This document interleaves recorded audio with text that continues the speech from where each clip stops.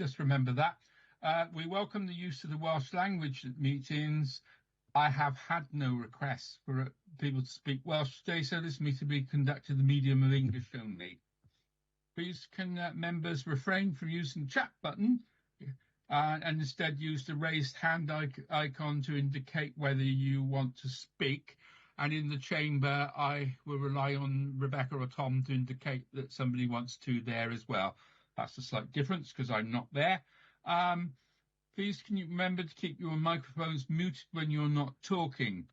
Right. Anything else? Apologies. The first item on the agenda obviously is apologies. Chris, do we have any apologies for this afternoon's meeting? We do, Chair. Councillor Alan Slade.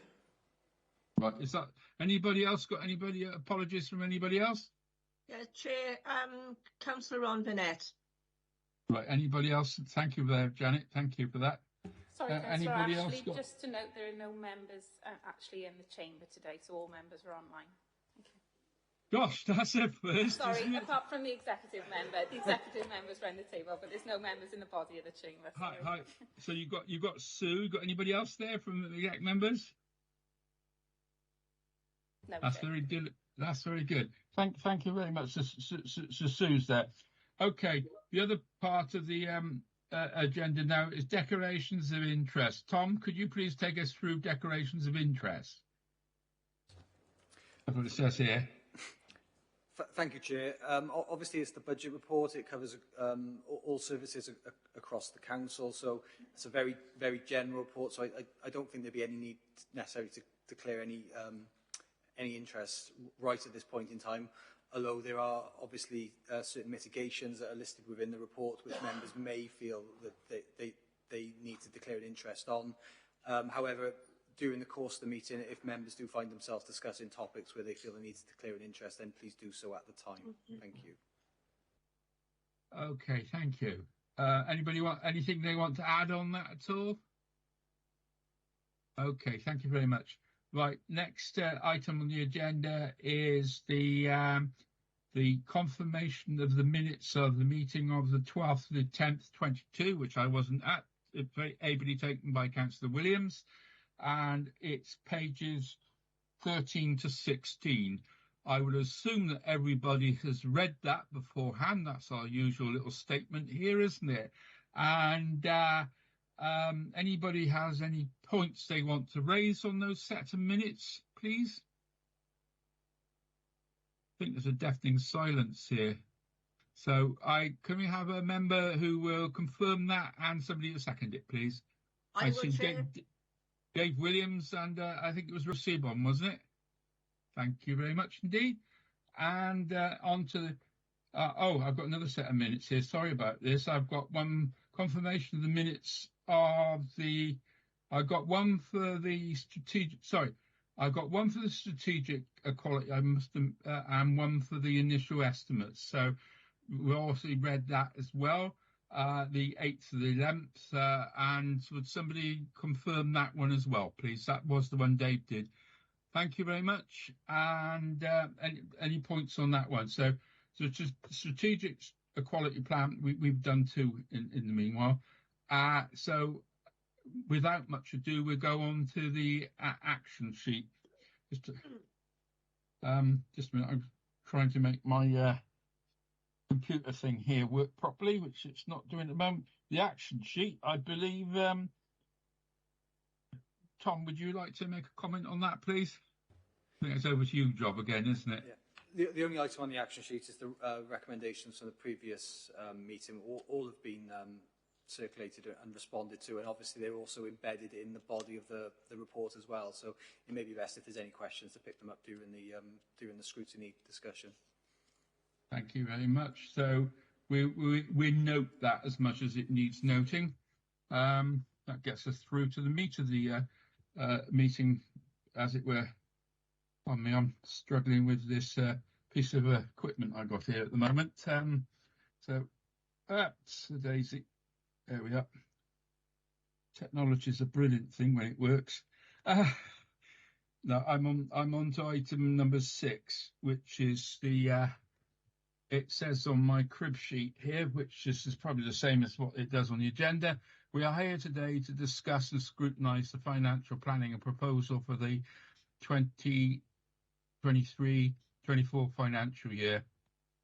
And the November, it says in the notes I'm supposed to read out here, 2023 Cross-Cutting Resources and Business Overview Scrutiny Committee, having considered the final draft of the 23-24 budget position and made several recommendations considered by the executive, the responses which were sent to members prior to Christmas and are contained within the report. We are joined by the Council's corporate directors and strategic and heads of service. I believe we've got several of those as well, and from resources who are here today to answer members' questions. Before we start the questions, I would first welcome and hand over to Councillor Sue Morgan, to Executive Member for Resources, to introduce the report. Yeah, Sue, it's your chance to tell us what's important in all this. Thank you, Chair. I think the first thing to say about this report is that in the current climate and with the context that we're all operating in, this is a good news story, as far as you can have a good news story in the current climate, of course. We're aware that the provisional settlement announcement gave us a much better settlement than we were expecting, and for that we are appreciative of Welsh Government's understanding of the pressures on local government.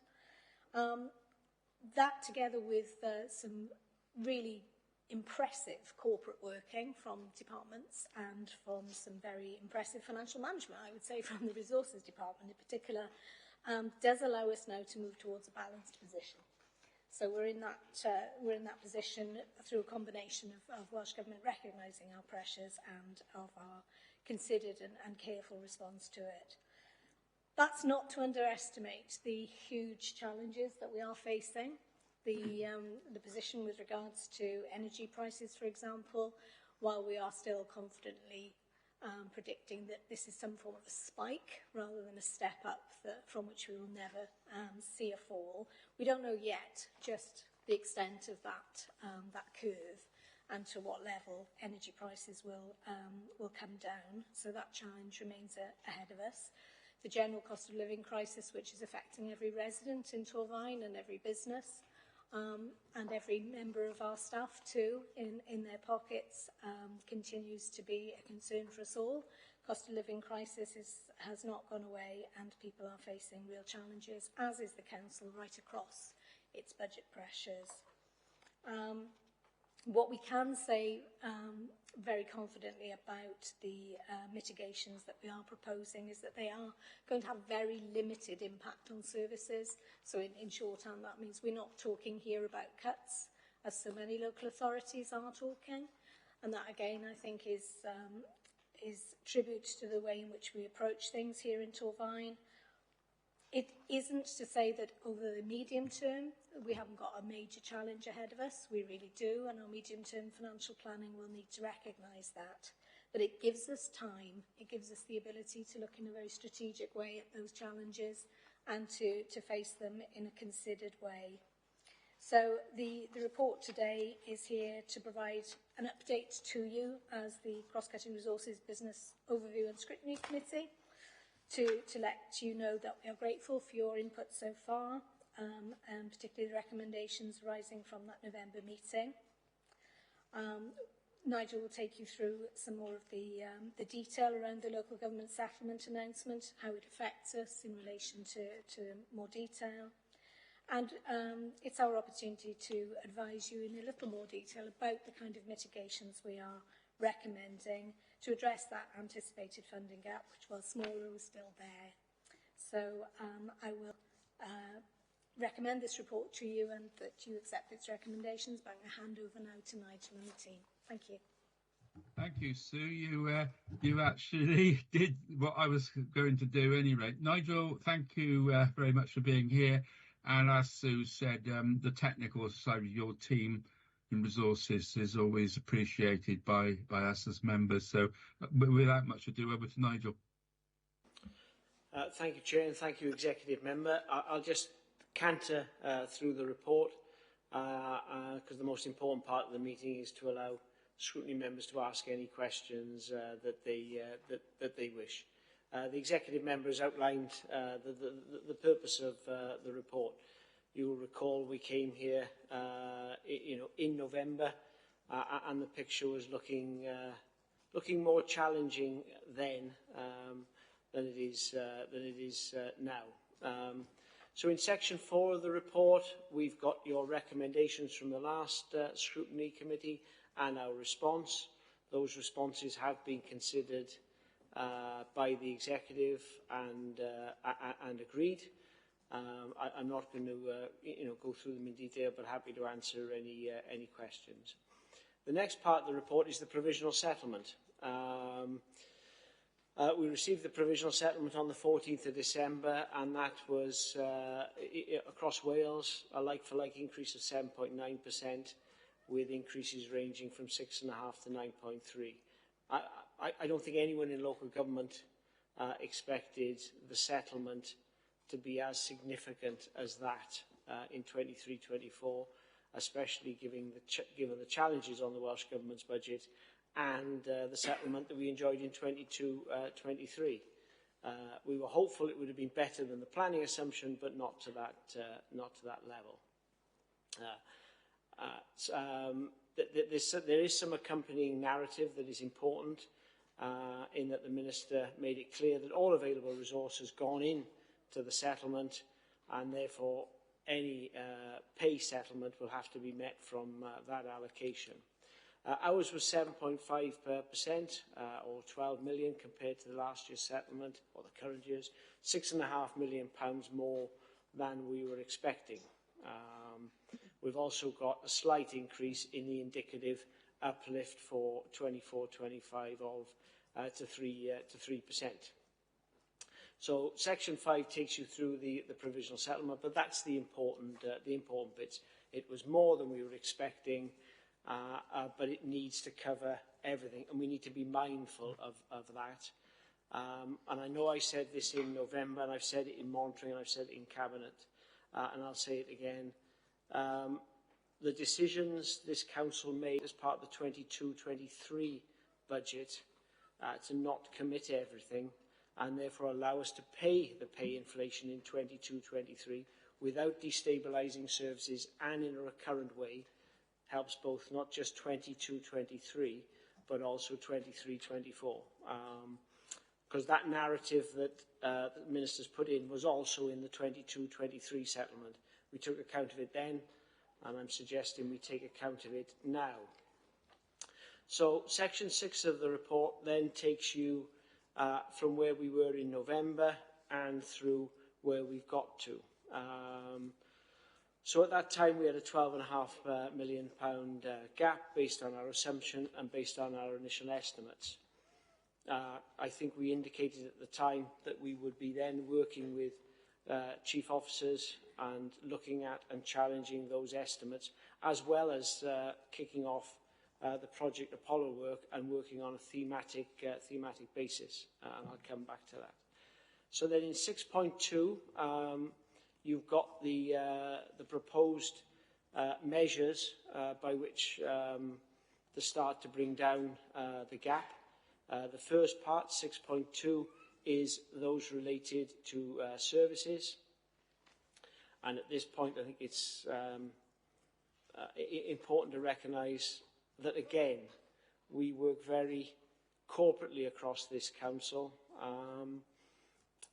I'm not for 1 minute suggesting we're unique as a council in that, but I'm sure not every council operates in that way.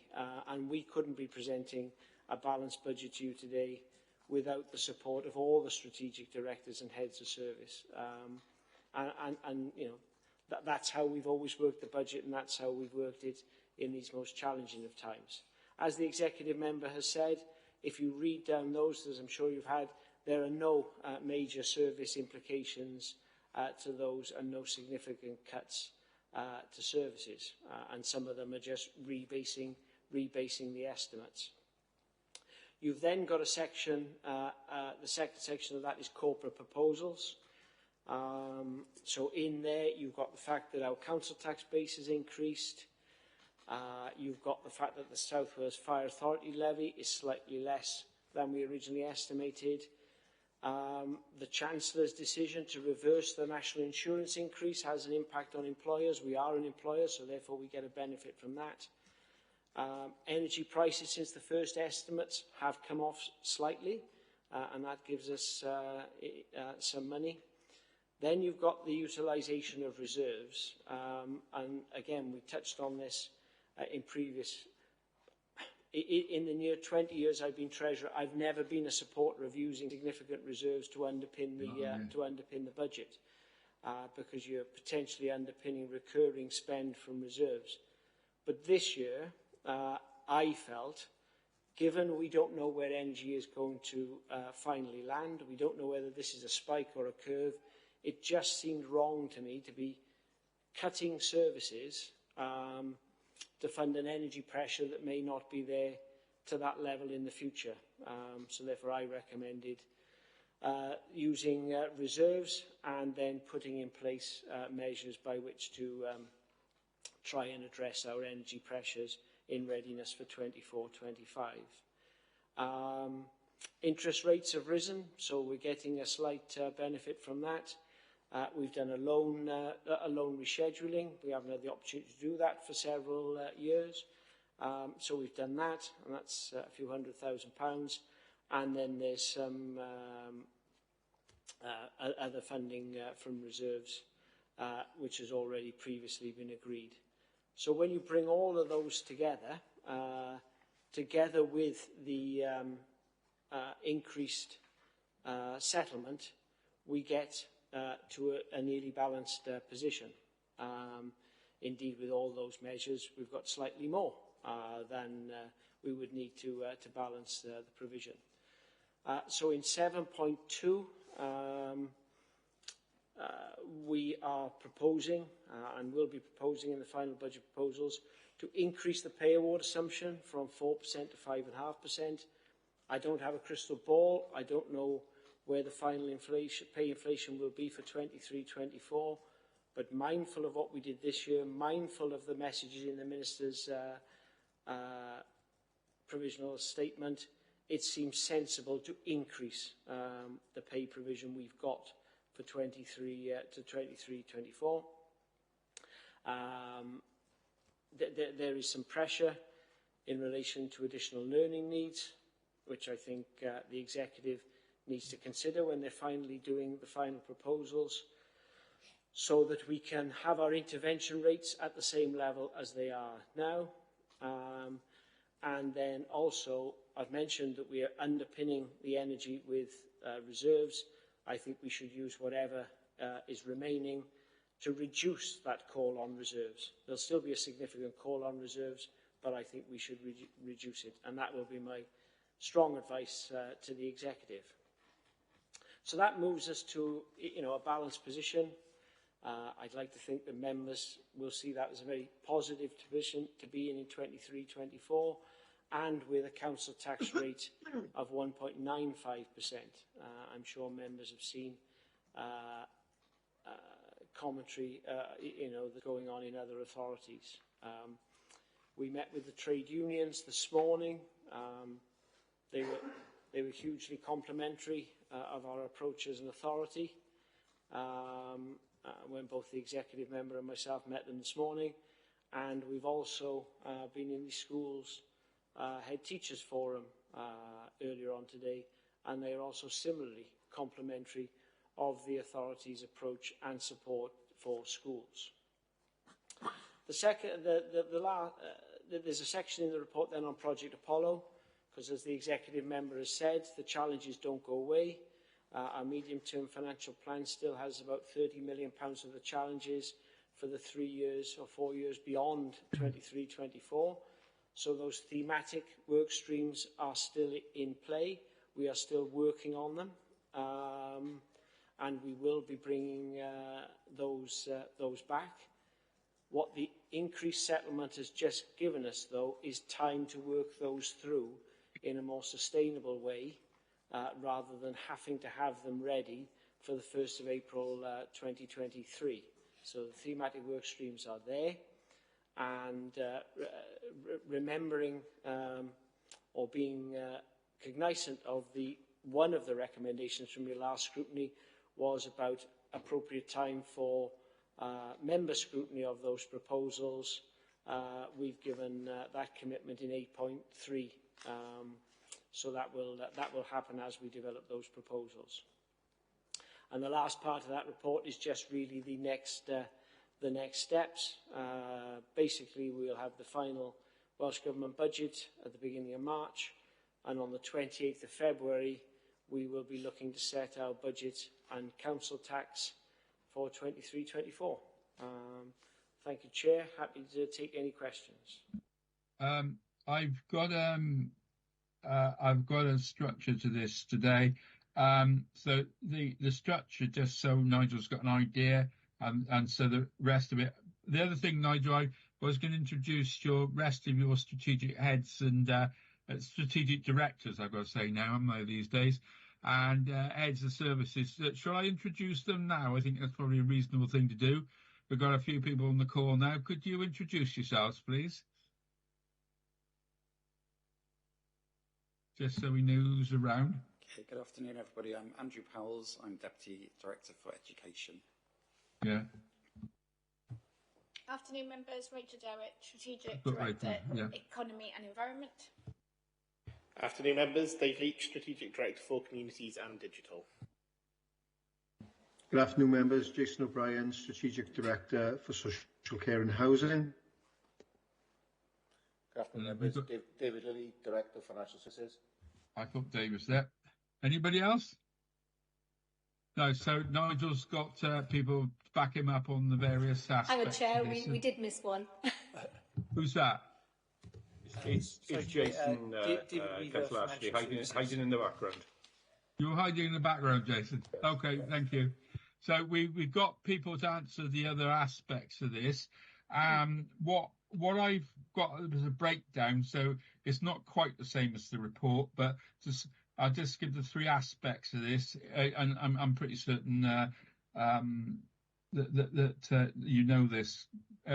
The three aspects of going through this afternoon, which sort of follow on from what we've just discussed, discussing the provisional settlement announcement as it affects Torfaen County Borough, explore the mitigations and measures currently proposed to address the forecast 23-24 position and any potential impacts, and expanding the next steps in the budget settling process. Obviously, we want to get scrutiny out of this, and this is the way scrutiny will do it. Are you okay with that, Nigel? Absolutely fine, Chair. No problem at all. It follows the report in a lot of ways. It's just from a scrutiny point of view, we're obviously going to get some scrutiny out of this. Are members okay with that? Right, discussing the provisional settlement announcement, and Tom, can you help me out with this? Tom, help me out a bit with this. Obviously, the questions that go from what I can see, I'm just going to get myself back to the where are we? It's interesting. Provisional settlement, I believe, is where we need to go from. So questions around provisional settlement, I'm pretty sure, and obviously to Nigel and his colleagues. David, you got your hand up there. I was expecting that. Thank you, Chair. Well, I'm just going back a little bit further, actually, which is point. I expect that as well. Recommendation 3, because the scrutiny last time mentioned about reviewing the effectiveness of collaborations, about determining best value, etc. And that doesn't appear to have been referenced further in the report as part of perhaps our forward planning. So maybe that goes into the next steps, the third element that you described, Chair. But it would be helpful to know what collaborations are ongoing and whether we see there is still some potential for getting better value collectively out of some of those pieces of work. Okay, who wants to answer that one? I think when we first received it, we thought the recommendation was quite broad, and it was actually perhaps difficult to determine where the recommendation was aimed at. Within the Apollo themes, there is a theme on partnership and partnership working, which is about the whole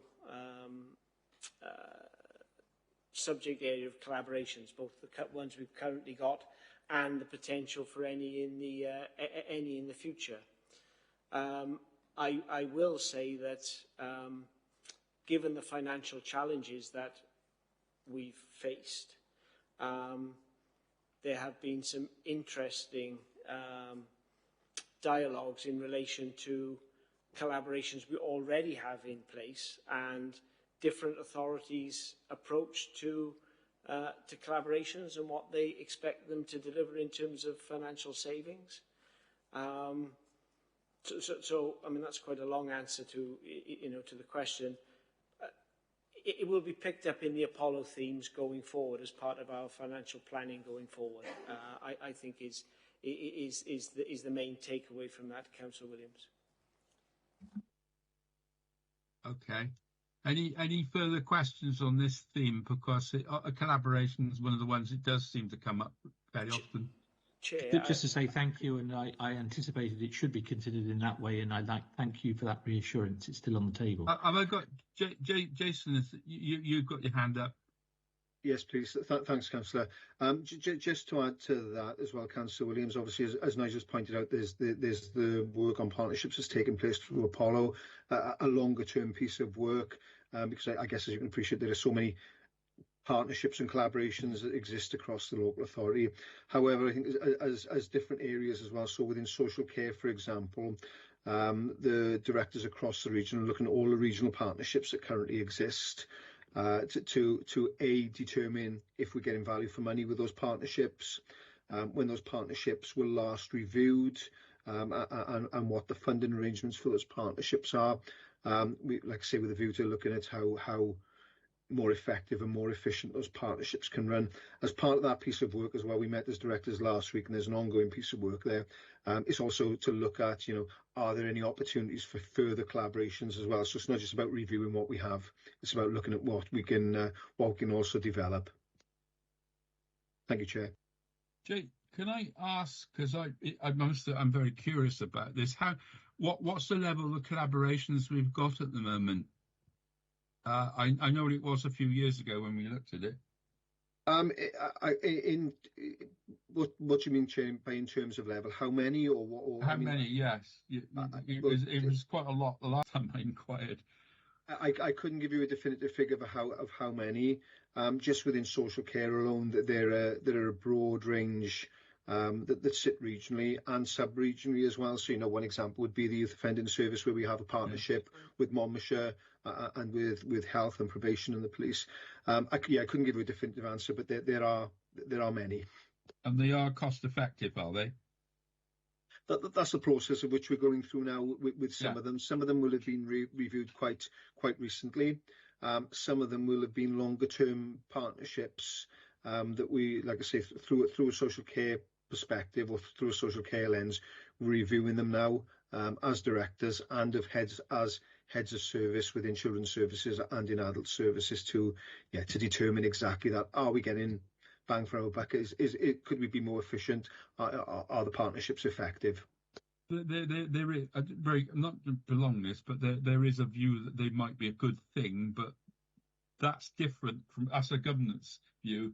There is also an economic point of view as well, isn't there? And they're two different things, aren't they? Absolutely, yeah. And again, I guess that's part of that process of reviewing to determine, which ones are really functioning as well as we want them to. Thank you, Jason. Steve Evans. Thank you, Chair. Mine's a financial one. First of all, I'll have to declare an interest because I set the levy on South Wales Fire. Yeah. And chair that committee. The question I got is, when we're looking at the 5.5% for next year, 23-24, how will that each percentage weigh against our pensions contributions? Because that will add additional costs So can anybody sort of elaborate for each percentage, how much would that impact on our budget for the pension contributions? Thanks, Steve, for getting us into the provisional settlement orbit, because that's where I wanted us to go.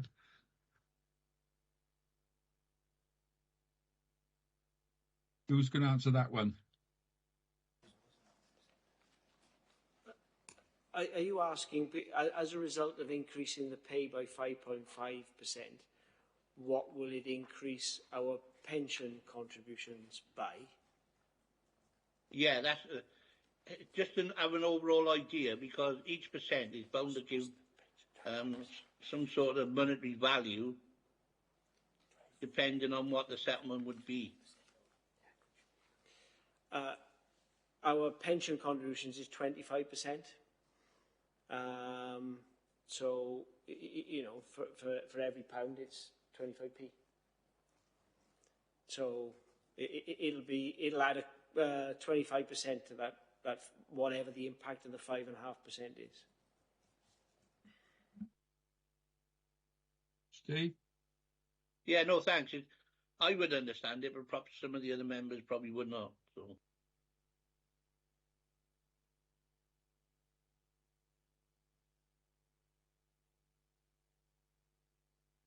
Have you got a reply for that, Nigel? Sorry, Chair, I thought I had, and I thought Councillor Evans was just, saying he agreed. Yeah. Okay. Yeah. Okay, I'll go on to Councillor Best. Alfie? Thank you, Chair. In 6.2 of the report under corporate proposals, it says rebasing energy increases to latest purchasing forecasts, and then under that, utilising school reserves. Are these school reserves estimates done to the latest purchasing forecasts? And if not, it says subject to any further energy cost rebasing. Is there a risk of going over the budget and having to tap into the reserves more? I mean, we don't know where energy's going to end up. I mean, in terms of the first one, rebasing energy increases, that was rebasing it after the first draft estimates, and the utilisation reserves do take account of that rebasing, and the comment in brackets is meant to indicate if there's any further energy cost rebasing downwards. If the trajectory goes down, then we will take less from reserves than actually the budget is assuming at the moment. As I say, I don't have a crystal ball where energy is going, but I'm hoping it's peaked, and that's the intention behind the comment, that if it goes down, we'll take account of that in what we'll take from reserves. Thank you, Nigel. Is that all right, Alf? Yeah. Okay. Thank you. Right, Councillor David Williams. Thank you, Chair. Going back to the provision, the potential settlement, it was the very last point there, point I, on page 27, where it says about a significant package of business support. Obviously, that's very welcome because, as a council, we've spoken about the limited provision to support businesses. We've seen the provision that's been there for citizens.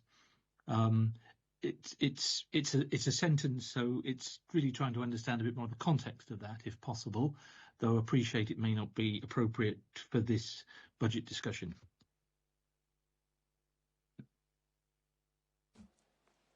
But by all means, I mean, perhaps what I would suggest is that if we provide some more detail behind each of those comments in there, and then circulate to all members and all scrutiny members, because as you say, Councillor Williams, they don't impact on actually the budget in front of you. But I can understand why you would want more information on each of those.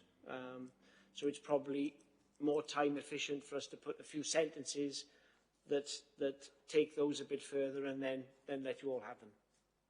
That would be much appreciated. Anybody else on this area, or shall I go on to mitigations measures? Okay, I will go if we need to come back to this, because I suspect some of the examples of mitigation might illustrate some of these measures a bit more. I suspect Nigel will tell me that or not, as the case may be. We'll go on to mitigation measures because they always do illustrate this to some extent. If we like to just go on to page 28, I think, which sort of illustrates it. And if we like to just go down that, and anybody's got anything they want to raise, I know people love concrete examples. If there's anything you want to raise, just have a look at it and let's go through. If necessary, ask the officers. All right. I, as chair, have got this onerous task of going down through this, but I think that's the only way I can see us doing it. Unless anybody's got any other suggestions, things they want to go through. Anybody want to say anything at all about that? No, good. Right, so we're on to page 28, and I'm looking at your mitigations. Start with schools. Anybody on the schools there at all? That was deafening silence here. This is quite good. Nigel is doing well here. And it points to the fact that when you add this all together, it does make sense to members. I hope it makes sense to members. If not, please tell me. And underneath that, education, is it? Oh, David Williams, come on. You got your flag up, Dave. Thank you, Chair. I'm making the assumption that this is not the school's individual budgets, but is actually sort of from the corporate centre. Please. So I guess it's also whether there's any impact on the school's budgets and reserves, and whether those will be drawn on to help fund take forward some of those measures, really. So, Nigel? And your education authority, and Andrew, I believe. Any comment there, please? Hi, Councillor Williams. Just to let you know, the only mitigation measure that schools will be contributing to is the acceptance of the funding of their own potential energy pressures for next year, the 1.9 million. That's been fully communicated to schools. They are aware how it will impact their budgets next year, and even with the absorption of the 1.9 million, if it does stay at that level, school balances will still be collectively just over 3 million, just over 4.1% in a surplus position next year, which is a very comfortable and strong position to be in going forward into 23-24. Thank you, Councillor. Thank you, Andrew. Thank you for the clarification. Does that make sense to you, Dave? Yeah, so those of us at school governors like this one, don't we, David? Sitting on. Any more on this one? Because there's a lot of you who sit on school governors are pretty comforted by that, I hope. Okay. Next one, social care and housing. Those measures on there. This does come up when we were doing it in the actual about measures like this. It all looks fairly straightforward, as Nigel said when, and others have said. There's a cat there now. Sorry about that. Okay. So doesn't seem to be a lot of comments today. I'm taking that you're happy with this. That's brilliant. Right, next page is 29. My computer's working okay on this. So everybody okay on care, social care and housing? Oh, what, Jane? It's more of a general question in reading through, all the facts and figures and that, and just the terminology.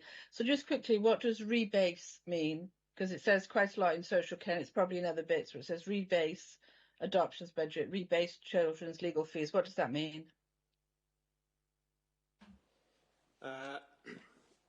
Jason. Before I answer the question, just Chair, it wasn't Andrew that answered the school's question. It was Keris, one of the. Oh, sorry, I can't see very well on here. One of the LFOs. I have a funny feeling that name may stick, though. As a bit of a nickname, given Keris likes to do that to others. Thank you. When we say rebase, what we basically mean is, obviously we prepared a set of estimates at a point in time. Things move and change. So basically we're changing the estimate. So if we said in November something we thought might cost us £10, but by the time we're now considering it now is £88, we would say we're rebasing to £8. So that's what rebase means in the context of the wording in the report. So this is terminology we now have to learn, is it not? It's a recognition of it.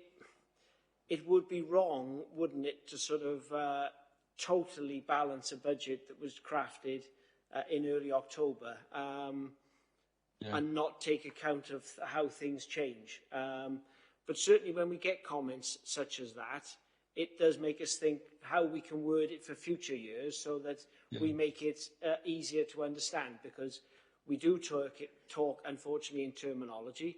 We do like to try and make it as plain English as it can, but those questions are helpful to us in making sure that we get it right for the next time we write the report and find a way of phrasing it so that everyone can understand it. But you wouldn't use that terminology for gas bills, I suspect. No, okay, I'll leave off. David again. Thank you, Chair. It was just sort of on the second from last point in social care, recognising client fee income related to increasing supplier fees. I presume this is the element that is payable through means testing of the clients. I suppose my observation, and it is only an observation, is that in the current cost of living crisis, that may be under more strain, and it's maybe hopefully it's not too generous an assessment of what may come in, though I recognise it's a relatively small part of the mitigation process. Thank you, David. Who's commenting on that one? I think just to acknowledge that comment, Councillor Williams, and obviously within social care being acutely aware of the cost of living crisis and the impact that has. But yeah, thank you for that comment. Right, Jane, I've lost you. Are you still wanting? You've stopped, have you, on this? Yeah, sorry, no, I just wanted to just coming back to Nigel, that we have talked amongst members and in other scrutiny panels about maybe getting a glossary or an index of terms and things like that, which maybe aren't commonly used. So yeah, maybe you don't need to necessarily use different words, but then maybe attach, some kind of glossary so that we understand, especially for new, I realise we've been here since May, but especially for newer members who maybe aren't used to looking at these different sorts of reports. That's all I wanted to say. Thank you, James. Good point. All right, Steve Evans. Yeah, thanks, Chair. The only thing, it's probably more for clarification, but on social care and housing, we got reinstate external income omitted from initial estimate in respect of children's services.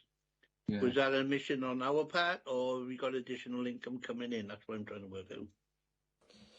It was omitted from the initial estimates. And we believe that what we put in is a prudent level of income. It wasn't in the first draft estimates. Are you okay with that, Steve? Yeah, it just I didn't like the word omitted, as though it was coming after. So that was the word I didn't like. Councillor Lucy Williams. Yeah, this is just a clarification question, if that's okay. Fair enough. So I don't understand. It's the first point on social care and housing. Remove growth proposals to recruit additional MYST carers. I don't understand that phrase. Missed carers, Councillor Williams, they are it stands for my support team. There are our therapeutic service that recruits foster carers for children with complex needs. Right. MIST is the project that exists within Torfaen and now exists regionally. So that reconfiguration there, that finances are around having the right amount of the right stock in terms of the foster carers for MIST. All right. Okay, that's great. Thank you. Thanks, Councillor Williams. Thank you. Okay, are we finished on social care and housing? So, Jason, you seem to have had a good lot there, Jason. I thought I was going to get off lightly as well, Councillor. Well, you've got off very lightly, really. It's to explain terms, which is the usual thing on this. So we'll go over to economy environment, which is David Leach. Members got anything to ask on that one? I have, actually, because it came up yesterday, funny enough. There's a bit in here about, where was it? Review charging structure and property management team. And I gather percentages are charged on stuff that we manage on behalf of other people. Is that one, David? Hi, Councillor Ashley. It is Rachel for this one. Oh, it's Rachel. Sorry. No disrespect to the two gentlemen to my right, but I don't want to be called Dave. Oh, it's Rachel. Sorry about. And also, it's my dad's name too, so that's a bit too much. So yeah, with regards to the review charge. Dave now. So property maintenance, they will charge a fee for undertaking, particularly capital works. So it's about cost recovery, and what we're just, because the team have had a pressure, it was built in, but what we're going to be doing is just looking at that charging structure to ensure that A, they are being reasonable, so we're not putting unnecessary burdens on schools and our other services, but also B, that they are fully covering costs which represent the cost of them undertaking the surveys, commissioning and signing off of any small maintenance schemes that may be needed in our buildings. So it forms an income by the look of this? Yeah, it is for that service. Yes, okay, got that. Sorry, you're right. Dave Williams again. Thank you, Chair. Apologies for the questions, but I think that's part of the process of scrutiny. Similar question, really, Rachel, on the bottom 2 points on the economy and environment, and I can understand that there's a whole story behind a single line, but increasing development and control fee income and introducing new charges, is it a case that I guess it's the supposition behind that, and whether the new charges are the means of raising the income? And secondly, increasing the building control fee income. Again, is this through raising charges, or is this through an expected greater amount of through flow of business? Yeah, thanks, Councillor Williams. So on the development control fee income, this isn't on the prices that the applicant charges for full application. They are set by legislation. We can't vary those. But where we do have flexibility is on the pre-app fee. What we are proposing is the planning team will do a review of the pre-app process and fee structure to really try and bring in income from that side, because the more information we can get at pre-app actually helps with people getting through planning quicker. For anybody who sits on planning committee, they'll know that to be the case. So that's the first one. And the building control fee income is a straight uplift of the set by 7% of the fee that they charge when people come in. We're not building in growth into these areas. In fact, we've actually modelled a decrease of demand flowing through those services given the cost of living crisis and the strain we are anticipating in the construction sector. Okay. Thank you for that clarification. You clear that, Dave. Right. Steve Evans? Thank you, Chair. The one I looked at in economy and environment, can you clarify why you're looking in at home to work transport and act service review? Is that vehicles being taken home, or is it some other type of vehicle? I don't know. I just wanted to know what the review is, really.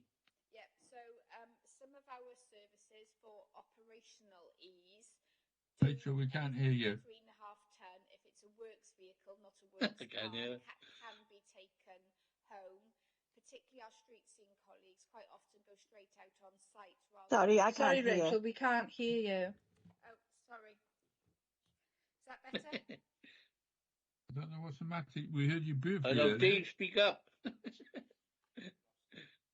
Could someone lend them with their mics? Can you hear me now? No? It's not working. No. Can you hear me?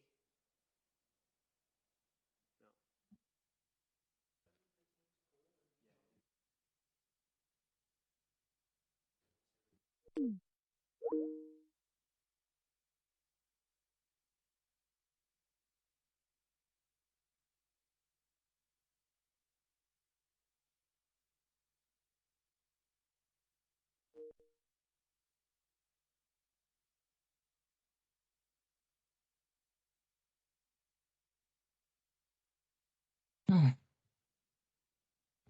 Can you hear me now, members? Yes, just about. It's quite quiet. So with regards to the home to work transport, as I was saying... No, I still can't hear you. I'm sorry, Rachel. Sorry, I can't hear you at all. It's suddenly gone quiet. Well, that's the first.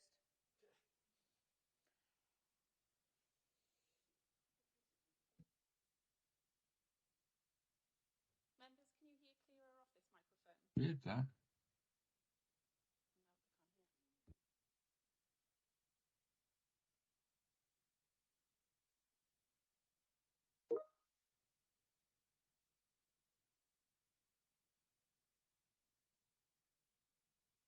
Less than 3.5 ton, because you can't take anything home which is over 3.5 ton home. They then pick up crews and they go straight on site the following day. It's not classed as benefit in kind because they are going straight out to work.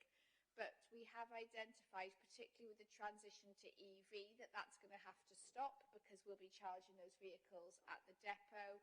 And a bit of a review has identified that we think we can also save some money from doing this practice. So this is a project which we're going to initiate with and in partnership with the workforce over this financial year. Thank you. Thank you there. So any more for any more on this? Rather we got rather thrown with this. Okay, so that's economy environment. Then this is the one I got confused with. Now it's communities and digital, and that is Dave Leach. So any questions for that one?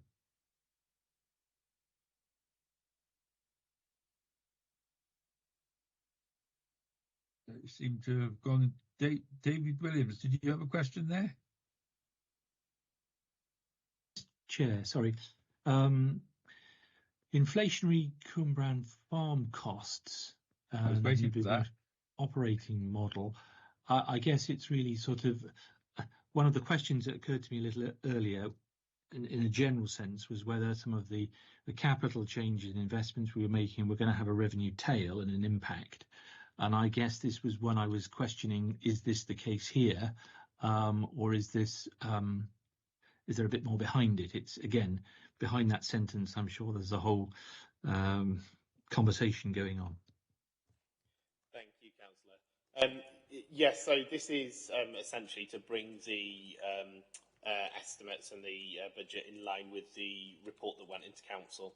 So the report into Council contained the business plan for the next 3 years, and that shows a ramping up of income into that service. But of course, for year one, where there's still closure implications, then that's not the position. So this is essentially just recognising that business plan and showing that that's now underpinned from the reserve for year one. Okay. Thank you. Okay with that, Dave? Yeah. Steve Evans? Yeah. Let me get my glasses up a minute. Can I ask what we're doing with a staff estimate of construction and assumed funding from Shared Prosperity Fund? What does that actually mean?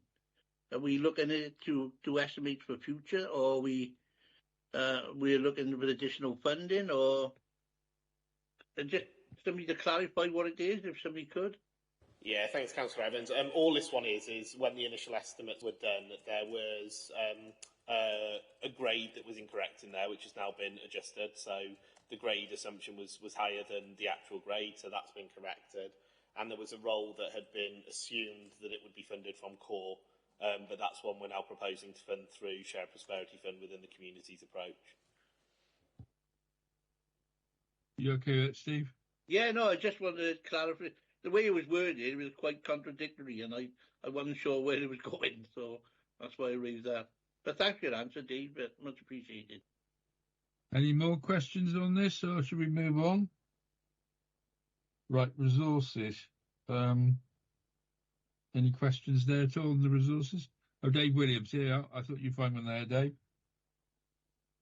Thank you, Chair. It was, I suppose, really it was 2 points, really. First, pleased to note the point that came up at scrutiny, which was actually rebasing the members' small schemes. And I think in this case, it was helpful. I think we could understand what rebasing is here, the point that was raised from the last scrutiny meeting.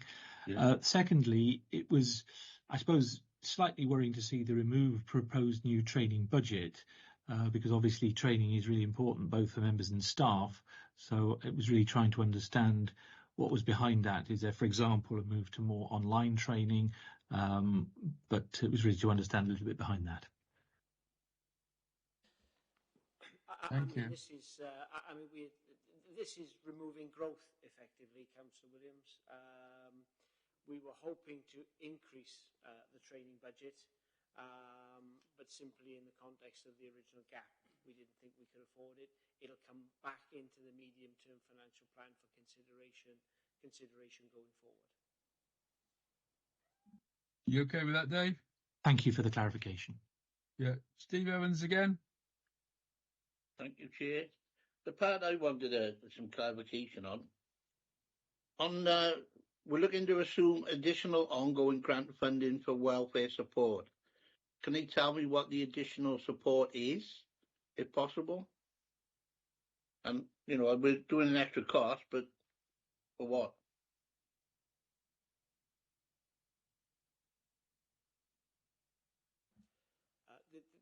This is just building into the base an assumption around some administration grant funding for the various welfare support schemes that we're administering on behalf of Welsh Government.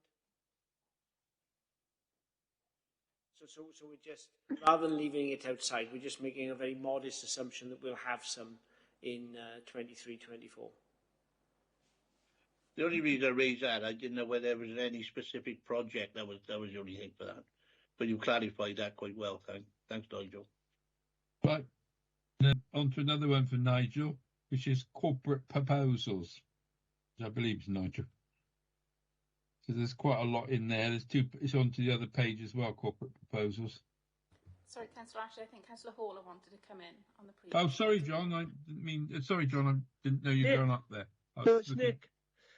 Just going back to resources. Nick, Ron Haller. Sorry, Nick. Yeah, sorry, Ron Haller. I spell mine correctly with an E. He doesn't. Okay.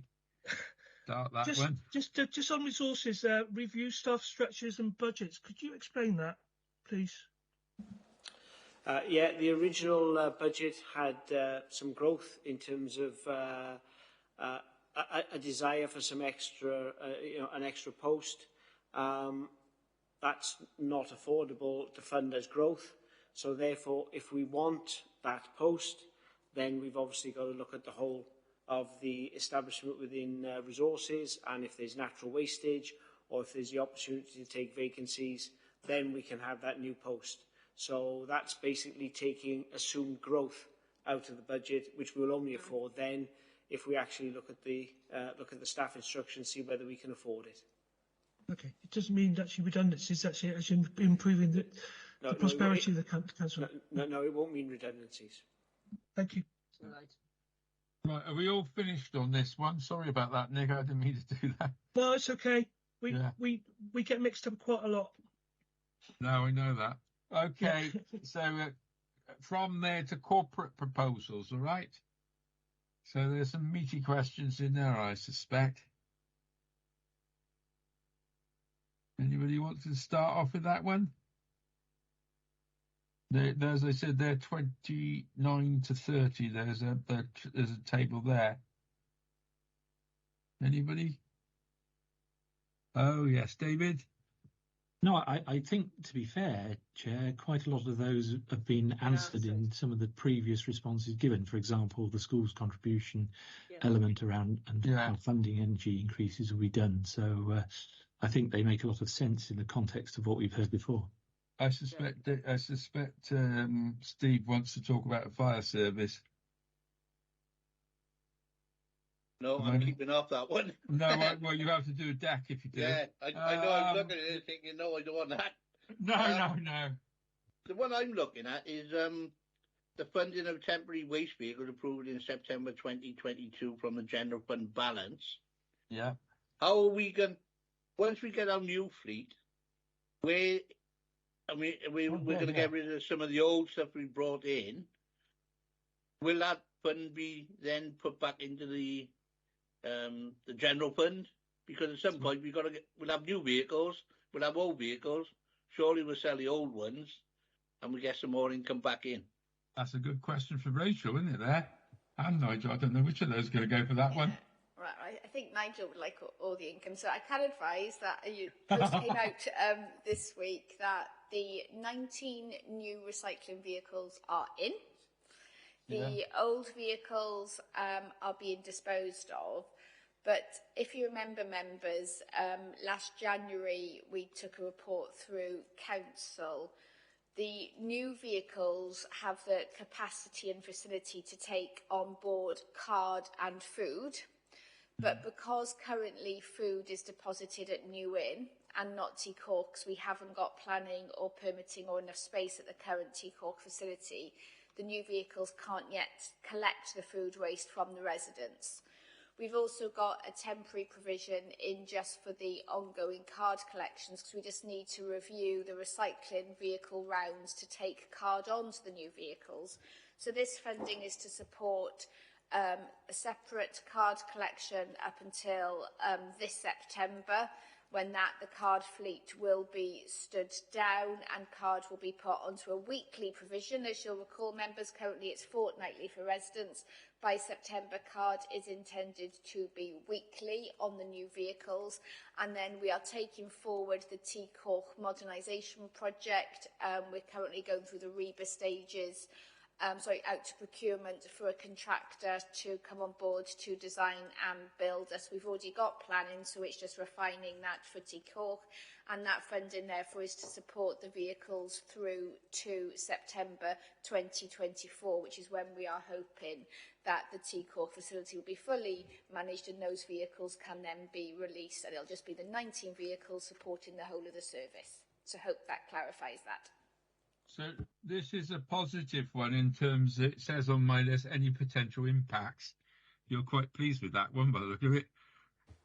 Yeah, it's to ensure service continuity and no disruption to the public. Yeah, thank you for that. Thanks, whoever raised that one. That was a good one. Not Steve, wasn't it? Any more on this one? Right, then I'm going to have to reboot my thing again. It's decided to go off on its own. So while I'm just twiddling with this a minute, there we are. So anybody for that one, the corporate, in the current position, that's number 7, forecasts and things. Anyone have any comments on that? Why we sort of finished this bit?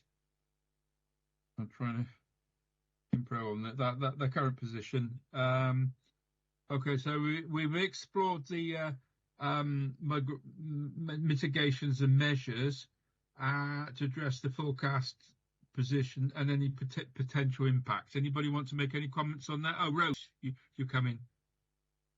Yeah, apologies, my screen, I've got my paperwork up on my other computer. My screen is just started to roll. This is what I'm doing as well, so we're all fiddling around a bit here with various things. I just wanted to comment on the possibility of additional resources to the ALN. It was one of our ESTIN recommendations to look at ALN, and I would support any increase in support to get us on track for our ALN.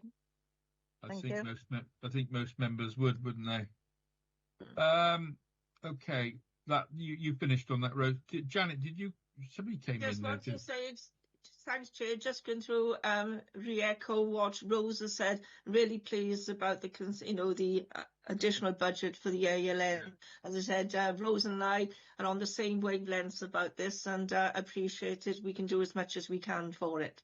Thanks for the comments. So on this third bit that I've got here, explore the mitigation measures currently proposed to address the forecast position and then potential impacts. Anybody want to add anything before I go on to the third stanza, as it were, here? So any further comments? Those of you who hadn't said anything, because there's a lot of you on here. I'm well aware of that. The silent majority, as it were. Steve Evans. I haven't said much. Of course you haven't. You've been very, very... But all over that, is where we're putting them for our reserves and our normal funding. Yeah. Will it have an impact on any of our additional grant funding that's coming in? Because these will have an impact on some of our budgets if this, allocated funding is not coming in through Welsh Government. So, just a question I would ask, looking at the reserve structure and everything else. So that's a good question for Nigel, isn't it?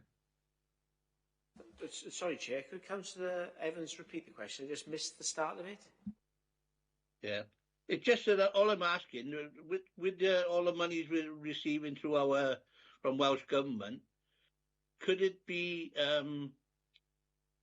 difficulties if some of the grant funding isn't forthcoming? Because normally that comes on a staggered thing for each, allocation of funding, doesn't it? So would that have an impact on our budget?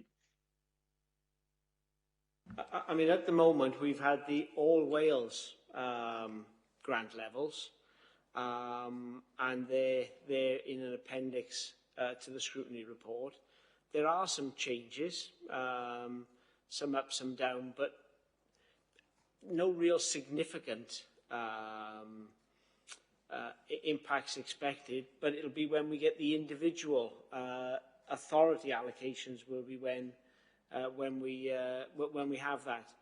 And if you look at the Cabinet report, and certainly when we write the final budget report, one of the risks that will be in there will be, we'll be waiting for our individual allocations, on grants. Thank you. Right. I think we've had a go at that one, unless anybody's got anything there. We now come on to the third bit of our questions I've got here. And I must admit, I need some explanation as to what this means, which is the medium-term bit. Expanding on the next steps of the budget setting process, including an overview of the Apollo project, which is, I believe, is on 31 before we go to the recommendations. So, David? Thank you, Chair. Nigel has helpfully indicated that there's going to be some looking at the partnership workings. So looking at point 8.2 in the report, that's the one. What would be very helpful is to know something of the timelines of these, because obviously some of these reviews, work streams will complete before others. And for the effective scrutiny process, it's helpful to know what is set to complete when, what are the longer term, what are the shorter term, so that there can be a focused and planned scrutiny from this committee and others as these pieces of work go forward. So I would ask for something in terms of a timeline indication of how long each of these pieces of work are set to run, if that's possible, Chair. I would suggest what I was going to suggest was that we go A to H and get an appraisal of each of those bits. Would you agree with that, David? It seems reasonable because that is it. Nigel, could you help us through that, if you would, please, and any indications from your colleagues on that, because obviously that's quite a meaty bit of work in there, isn't it? It is, Chair, but as I indicated as part of my introduction, I mean, I'm not sure we're ready to go through A to H in the detail that was indicated. I think what Councillor Williams was, asking was, some kind of timeline in terms of when these come, to make sure that the commitment that was requested by scrutiny and is echoed in 8.3 can be discharged, that scrutiny can I'd have go with that. Correct. So I would happily go with that. It's just there obviously you've got observation. Bear in mind, I sit on the audit committees. You would make observations in your usual way on it. Would be very helpful, I think, for the scrutiny committee. And the timeline seems a reasonable one. So what I was going to say, as part of the final budget papers that will come to council, these themes will feature as elements in terms of the medium-term financial plan. It won't contain huge amounts of detail at this stage, but there will be a grouping of those and some indication of the likely potential financial gain that we're aiming at. Council won't be asked to agree those or anything like that, in terms of the medium-term financial plan. So what I think we could embellish in those final papers is, as part of that section, a timeline during 23-24 when we could expect them to come forward and require scrutiny activity, which I think would then allow members to both agree them as part of the budget proposals and also signal, and they'll know when they're likely to come up during the year for scrutiny. Okay. You see that as a way forward. Any more comments from anyone before I ask for your final observations before wrapping this up?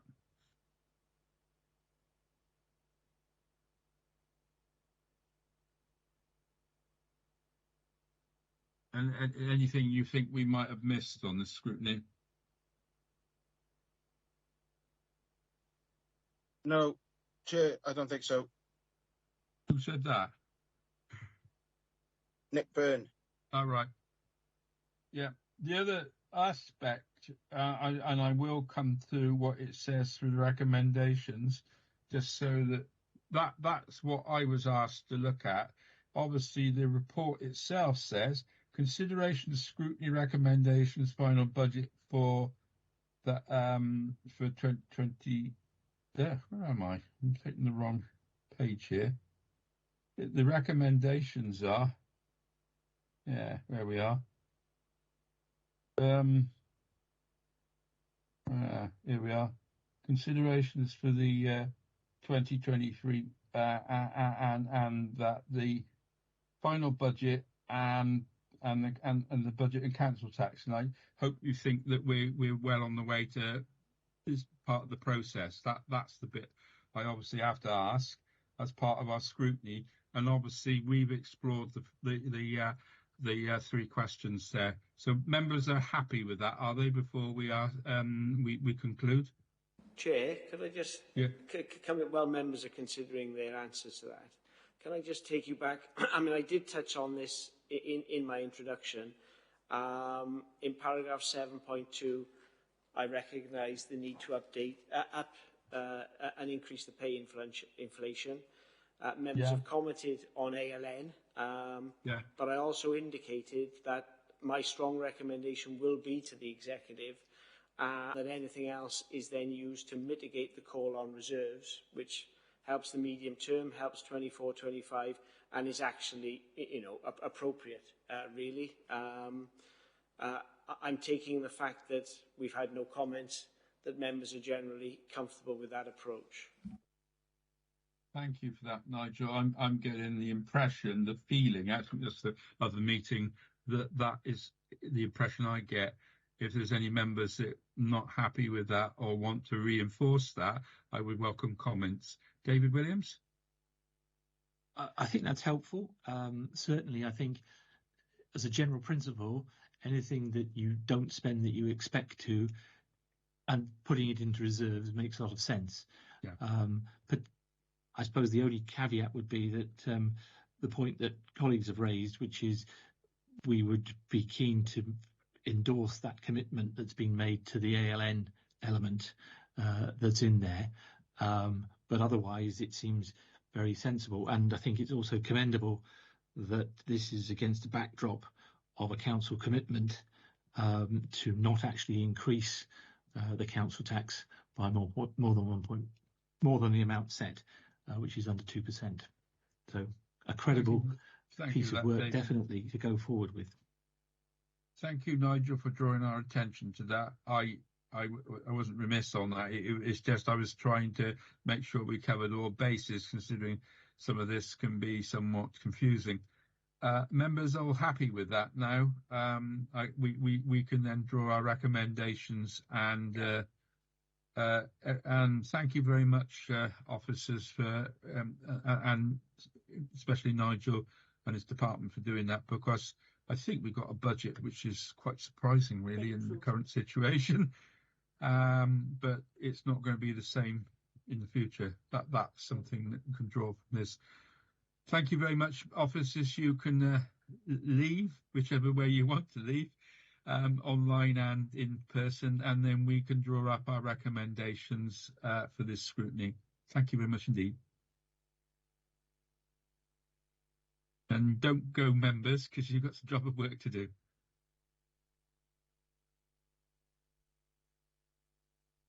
Nick, you look about to run off there. Thank you. Okay, Tom and I'd like to thank. Yeah, I'll just thank them, and you were there still in the chamber, mine. So, well, tell us when they. They're still in the chamber. You give me a shout when they're gone. And I got a spiel here to do, which has.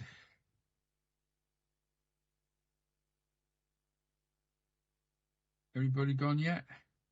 Slowly. God, you can hear them. That was brilliant. Rebecca's still in the chamber, so that's fine. Yeah. No, that's okay. They did take time. Yeah.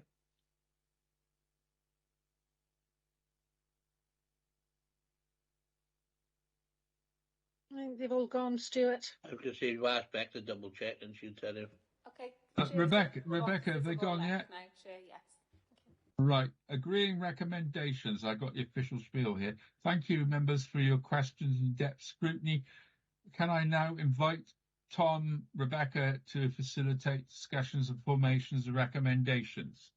I think it's going to be a fairly flatlining one, this, but let's see what they've got that we can use, and then anything anybody's burning to put on there, please let's see where we go with it. I'm sure Dave Williams overview. You still there, Dave? Him. Rebecca, Tom, which are you kicking off on this one? Chair, I only really picked up the one sort of comment towards the end. Don't go quiet on us, please. Sorry, can you hear me okay? No, you're sounding quiet again.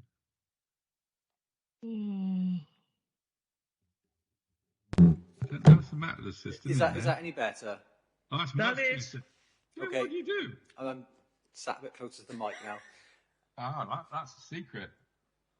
Okay. The only thing I picked up was towards the end of the meeting around the need to include additional information in the final council budget report to enable members to start planning out their scrutiny activity into 23-24. Other than that, I don't think I really picked up on anything that would amount to a recommendation. I know there was a discussion around glossary of terms, and I'm sure that can go into the comment section. But as far as scrutiny recommendations on the scrutiny activity, that's really all I think I picked up. I think from what I get an impression, and certainly with some of the questions that David was asking, that it was a matter of agreeing the approach as much as anything. Am I right there, David? What would your impression be? I'm not hearing you, Dave. I didn't catch all of that, but yeah, I think as Tom has outlined, that's probably a majority, and the points that Jane raised about a glossary of terms, or wording, so we understand some of those things. Yeah, that seems reasonable. I mean, my general view is that they've done a reasonably good job with it, and I think they did really prove. There's a couple of hands up, Chair. Sorry, I can only see Steve Evans. Steve, followed by John Hall, followed by John. Well, I don't know whether it's a recommendation, but it could be a statement. we need to get as much for our buck as we possibly can to cover all our portfolio. That's the main thing. Yeah. Right. Know. So, John Hall, Nick Hawler, sorry, I keep saying the other Hawler. Yeah, just they were talking about going into reserves, capital reserves. Now, if you take out, how do they put back in? Is that something we should be asking? Because eventually, if you're taking out, eventually, there's not. How do you put that back in? If you're taking out, how do you put back in? Is there a provision to put back in on those reserves, or is there a minimum amount of reserves or a maximum amount of reserves they have? And to keep those reserves where they should be safe for long term, just in case those reserves have got to be used, how are those reserves got to be repaid, if you call it that way? I might be talking out of turn on this one. You're not, but this is unusual that we got that level of reserves. Other members of the audit committee might. If they're saying that they're going to tap into reserves now, and it's the first time that they tapped into reserves because of the circumstances we're in, how do you put those reserves back? And where are you going to get that capital to put that reserve back in for another rainy day? Because obviously we've got a rainy day currently. It was just thinking that, if you're spending money from some part of money that you've got as a safeguard, how do you continue that safeguard long term? I'm not happy about that. Nick, the normal policy of this council is not to carry heavy reserves. Dave Williams would say the same as me, because both on the audit committee, and generally Nigel and Dave Lilly do not like reserves. They've stated that publicly a lot of times. And the reason the only reason they've got any reserves is because of the unusual circumstances of the pandemic. And the money didn't spend, so they were able to spend that. We carry very low reserves. That's publicly stated position as far as they're concerned. Yeah. Councillor Hawler, can I quickly come in there? Because I think it might be just an understanding here. That's all. Yeah. I think Nigel made a couple of points during the meeting. One was he never likes to use the reserves to. That's what I just said. To finance things, because it can potentially store up problems. Yeah. But as far as I think the energy was concerned, it was such well, they weren't sure what's going to happen going forward, so it felt like the right thing to do. But I think the most important point that he raised was towards the end, when he said that any within the report, any sort of money that is left over from the pay settlement, he is recommending gets put back into the reserves. So that was the mechanism he was suggesting to I suppose top up the reserves. And if that didn't come to pass, then I'm sure they would look to that in the future. Yeah, no, I obviously didn't get that. I was just concerned that if you have a reserve, then you should. I mean, it's just where it should be and where it should stand up. Or something. Yeah.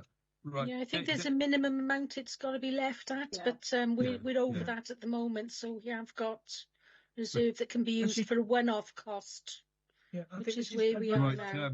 From the point of view of a new member, I think this is just a learning curve that we're all going through. So I take on board. Thank you very much. What I'm trying to say, I said that. I would encourage members to to make ask these questions when the officers are still in the room, though, going forward. I know it can be daunting, but I would encourage them to do so. Okay, great, thank you. Yeah, I think it's worth commenting in terms of recommendation that as a scrutiny committee we recommend or endorse the fact that any expected commitments that don't materialise mean that the reserves the reserve draw is less. Yeah, that's the first point. The second point is, and again, it's picking up Nick's point a little, I think what was missing from this was we didn't have a picture of this is what our reserves are, and if we take this amount out of them, this is what we're left with. So a kind of overarching statement of the reserve position and how that is impacted by the budget proposals would be helpful. That's what I was going to say, yeah. Thank you. I'm sure I can get that information sent round to members. Yeah. Yeah, that's lovely. Thanks, Rob. Thank you, Rob. Any more like that? No, I've already answered my question, Chair.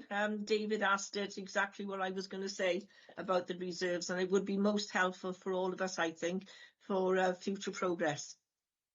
Yeah, no, because what I said, those are several other committees get that one, but because they do not like carrying large reserves, and I did try and say that just now. It's not their favourite position. Anything else there, Tom and Rebecca? So what are we likely to be saying back to the executive member? Excuse me. There's another hand up, Chair.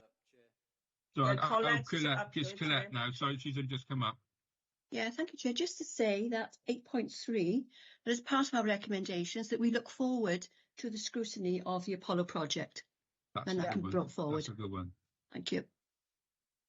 That then puts it on the agenda.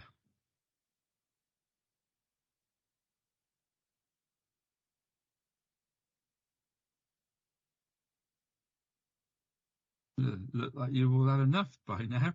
Anything else? It's not an easy one, this, and obviously what we've got is a fairly sanguine budget. It actually adds up when you look at it. Did that for once.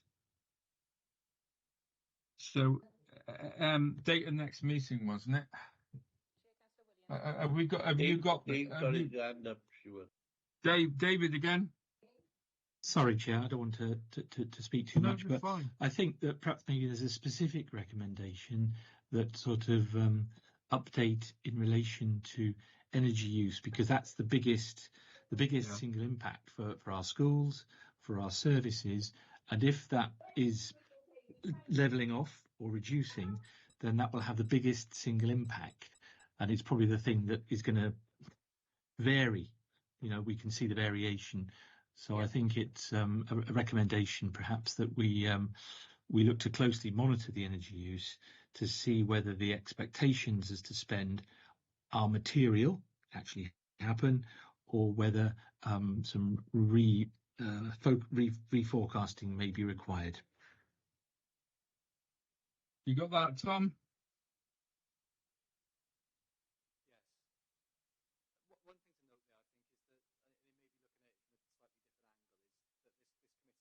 Tom? Your mic's on, Tom. I can see you, but we can't hear you. No, we can't hear you. That's not hearing you at all. Any better now? I think we've got problems again in the chamber. Oh dear. Can I just add something, a comment more than a recommendation? In that we hear and understand the need for reserves for the use of the increased electricity, but to be cautious about future use of reserves for energy for the following year and the year after, because of course we don't know where we're going to be, and are we going to be in a position where electricity, particularly for commercials, has no cap? And I wouldn't want to see us here next year using reserves for increasing utility bills. That it does worry me. What do members feel about that? I'm more than happy with that. I think that's basic common sense, isn't it? Yeah, it's common sense, but we don't know where we're going to be in 12 months' time. We don't even know where we're going to be in 6 months' time, and potentially you could be using more reserves for it. Yeah, well, I think that's common sense, Chair. That can go to the... I think it needs to be recorded, though. I think it needs to be recorded or commented, because common sense isn't always obvious, is it? That can be added. Rebecca has raised a hand. Rebecca? Yeah, Bex. Sorry, it's for Tom. You're having to use the computer now, okay. Sorry, Chair, because the mics aren't working, I had to... Oh, no, I can hear myself twice now. Go on. I need to change your name, Tom. Yeah, hi, Rebecca. Tom, switch. All right, one at a time. I'm being shared. One at a time, please. Okay, just to respond to Councillor Williams, the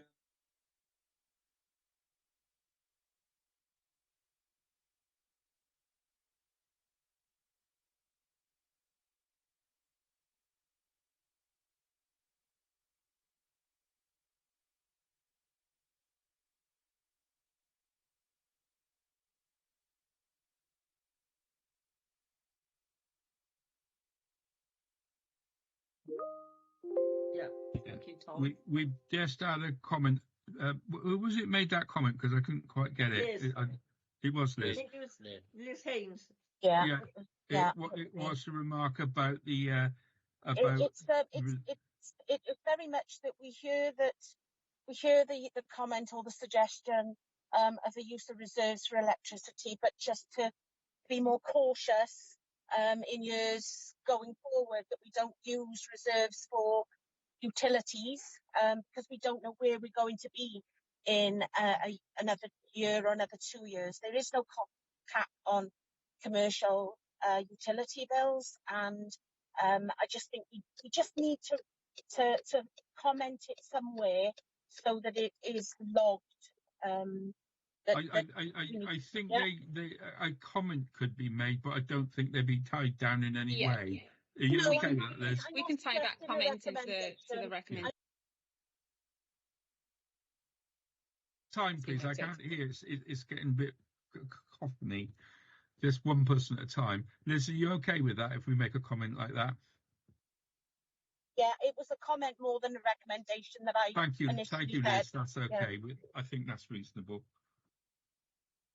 So there's a bit of a cacophony when everybody starts talking.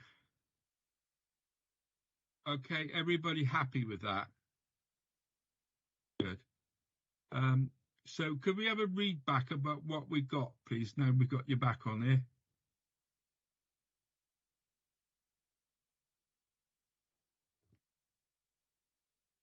Whichever Sorry, Jay, one.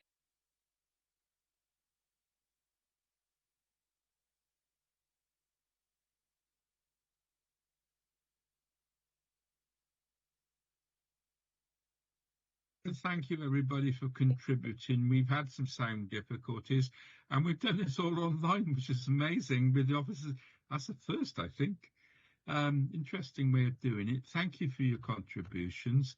I hope you're satisfied with what we've done. We have date and time of next meeting. What are we suggesting on that one, Tom and Rebecca? So, Chair.